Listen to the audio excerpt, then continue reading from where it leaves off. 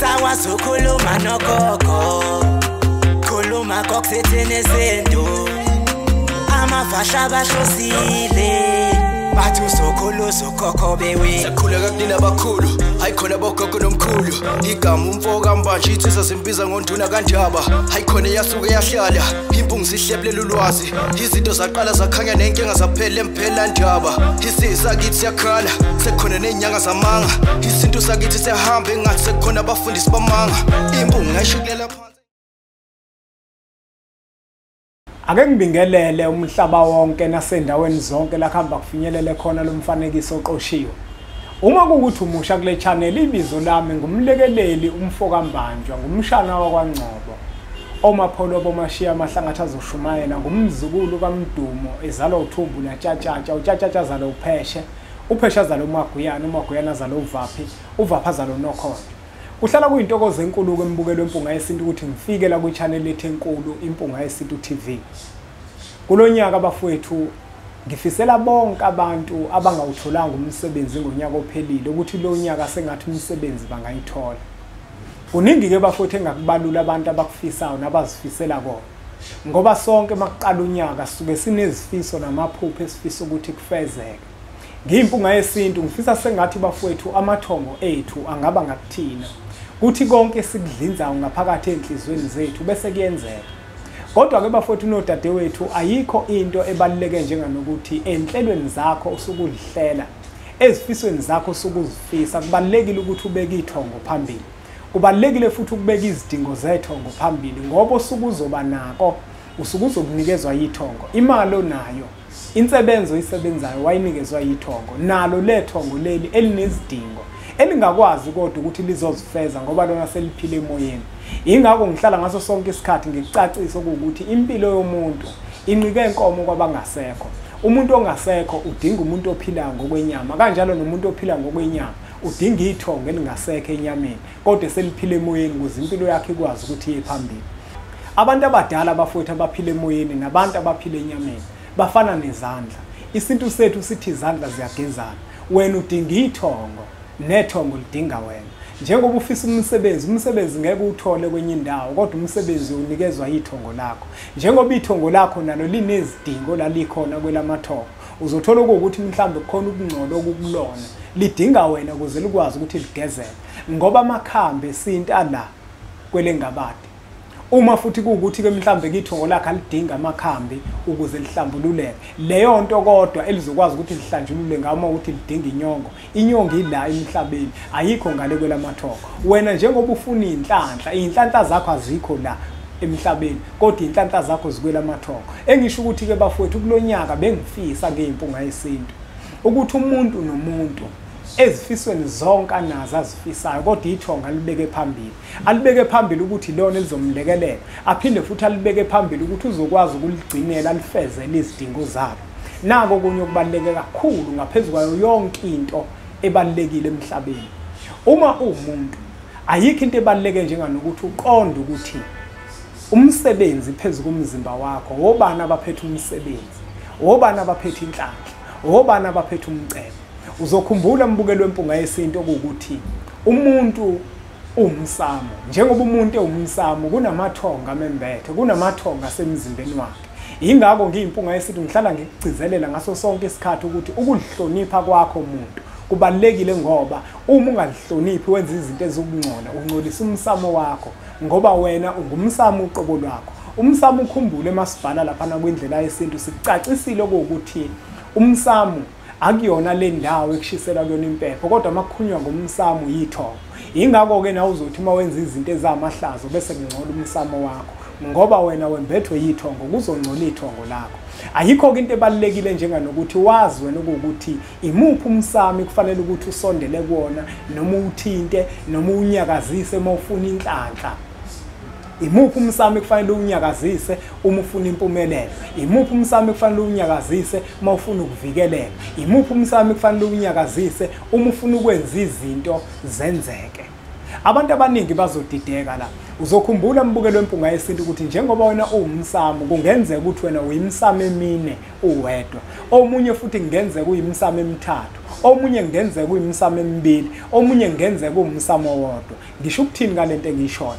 Kunomuntu othola ukuthi uzalwa abazali abacacile abayindoda nomfazi. Uma ezalwa abazali abacacile abayindoda nomfazi, uthola ukuthi lowo muntu loyo njengoba izinto ziphelele, abazali bakhe bacaca nje ngokuphelele. Isibongo sakhe lowo muntu isibongo sikayise, kodwa sikhona nesibongo sakomalume bakhe. Kube khona isibongo sakomalume kamama, kube khona isibongo sakomalume kababa.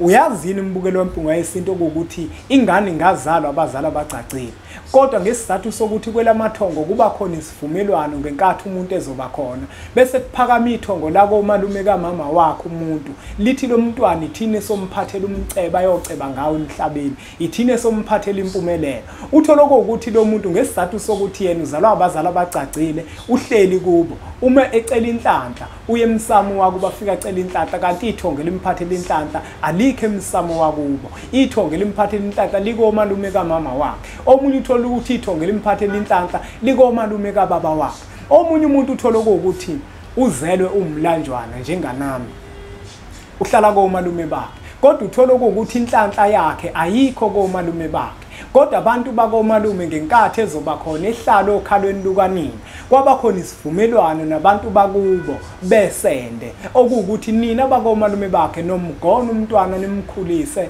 nimhlalise kahle nje nimvikele ezitheni nimvikele ezifeni, kodwa thina bakubo somnikeza impumelelo.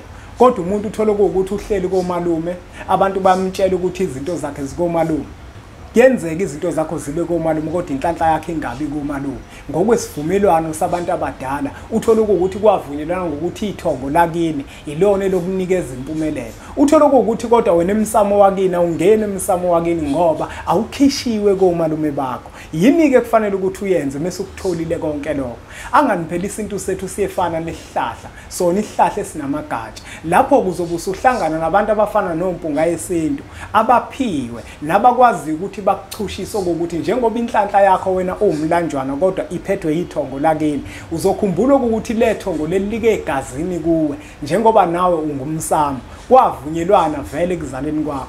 Awuzusuka kini ufuna isibongo sikayihlo uzise kini, kodwa into yokwenzeka kukhona umkhube kofanele ukuthi wenzelwe wona.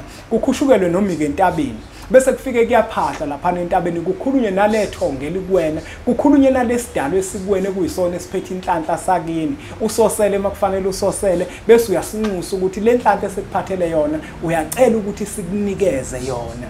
Manje na ke mbukelo wempunga yesintu ingakho ngithi kulonyaka umuntu nomuntu kubalekile ukuthi azi ithongo elimphethe, azi ithongo eliphethe izinto zakhe, ngoba kungenzeka ithongo likuphathe kube ilona elikuphethe kodwa kungabi ukuthi ilona eliphethe impumelelo yakho. Wena uthi ucele kulethongo leli likuphethe kanti akulona eliphethe impumelelo yakho. Kubalekile ukuthi ulazi ithongo eliphethe inhlanhla yakho, ulazi ithongo eliphethe impumelelo yakho. Uma wenze njalo waliqonda ithongo eliphethe impumelelo yakho, uyothi uyocela emsamo kuyiwona, ucele kumuntu ekuyena. Angeke ucele kumuntu ongenawo amandla ukuthi akwenzele izinto, kodwa uyocela kumuntu onamandla nekwavunyelwana ukuthi uyena oyokwazi ukuthi akunikeze impumelelo. Emphela ndaba ke bafowethu kuningi esikuphethe kulonyaka kakhulu. Hayi kancane lento engikhuluma ngayo.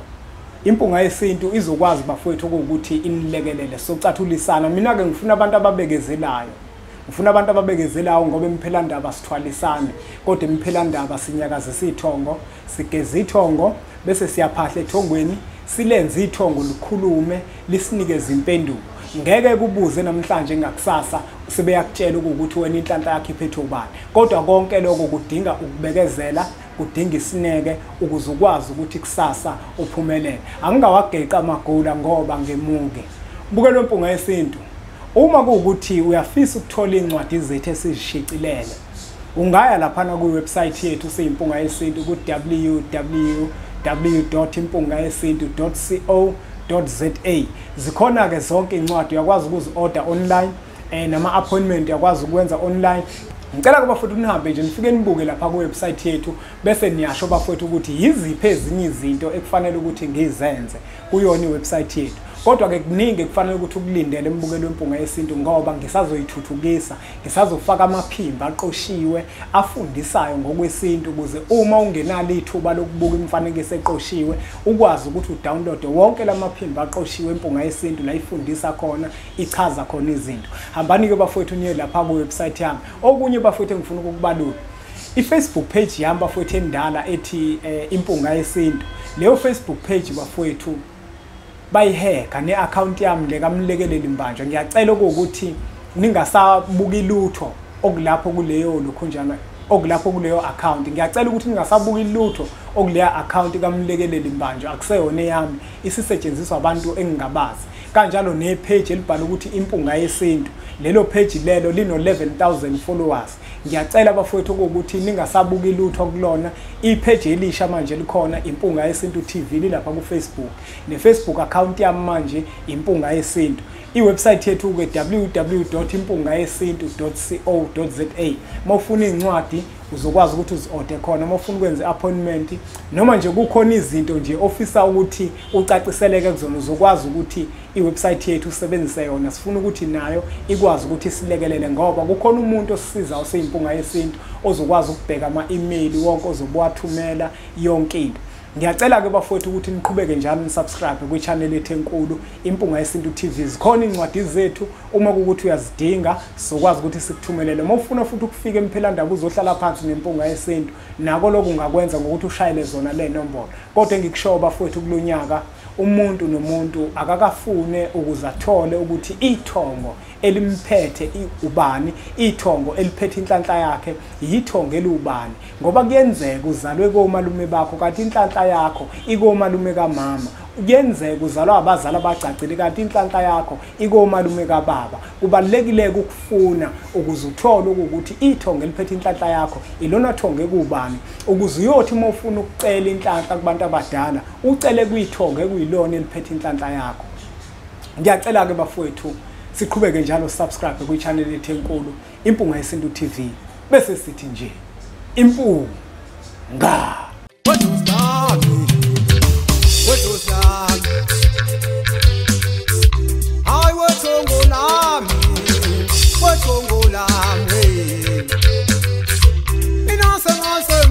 Mina